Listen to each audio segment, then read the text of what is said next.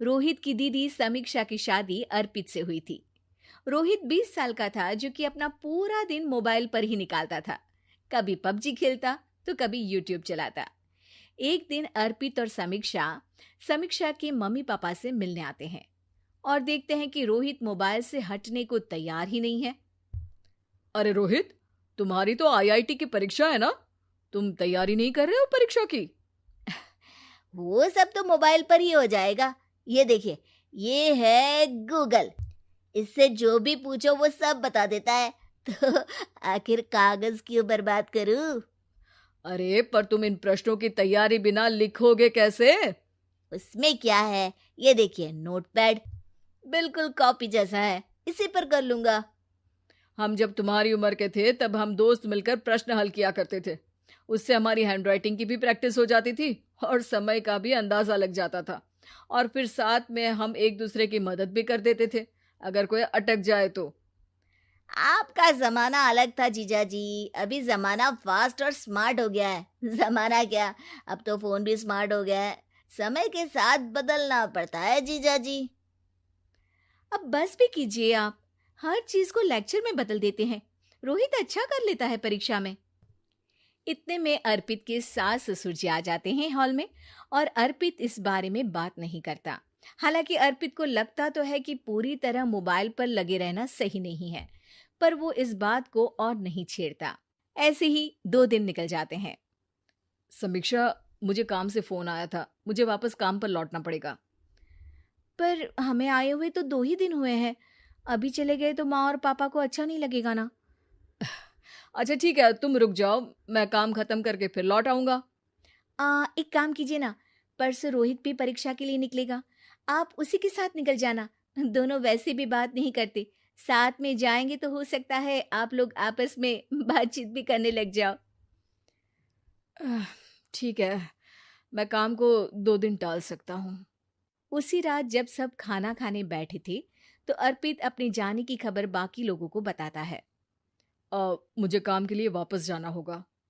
अरे बेटा, पर अभी तो तुम आए हो, इतनी जल्दी चले जाओगे? नहीं माँ जी, समीक्षा यहीं रहेगी और मैं जल्दी काम खत्म करके वापस आ जाऊंगा। ठीक है, काम भी जरूरी है। वैसे कब निकलोगे बेटा? 2 दिन में। मैंने सुना है कि उस दिन रोहित को भी परीक्षा के लिए जाना है, तो कल मैं दोनों की टिकट करा लेता हूँ बुक। मेरी टिकट रहने दीजिए जीजा जी, मैं तो फोन से ही करवा लूंगा। हाँ, पर कोई दिक्कत हो गई तो? अरे कोई दिक्कत नहीं होती जीजा जी, फोन सब कर सकता है। हमारे फोन के रिचार्ज से लेकर टीवी का रिचार्ज सब रोहित यही फोन से बैठे बैठे कर देता है। अब ये नई चीज तो हमारे समझ के परे है, पर अच्छा है कि रोहित जानता है। हमारी मेहनत इतनी कम हो गई भाई। हाँ, पर अगर टिकट नहीं मिली तो? अर्पित की बात पूरी होने से पहले ही बिजली चली जाती है। अरे ये क्या हो गया, आपने बिजली का बिल भर तो दिया था ना? अरे नहीं, मैं तो भूल गया था। अरे टेंशन मत लो माँ। देखा जीजा जी, आप बिजली का बिल भी भर सकते हो, समय बदल गया है। एक बार फिर अर्पित इस बात पर बहस नहीं करता।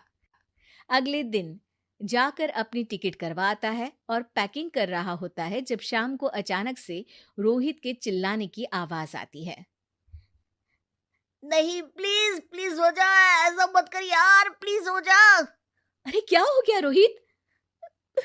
दीदी, सर्वर हैंग हो गया, मेरे टिकट मेरी टिकट नहीं हो पाई दीदी। क्या मतलब टिकट नहीं हो पाई? इतने में वहां रोहित के मम्मी और पापा भी आ जाते हैं। अरे क्या हो गया? माँ, मेरा टिकट नहीं हो पाया, सर्वर डाउन हो गया। अरे पर तूने तो बोला था कि हो जाएगा। हो जाता है, पर अब क्या करूं, ये क्या हो गया?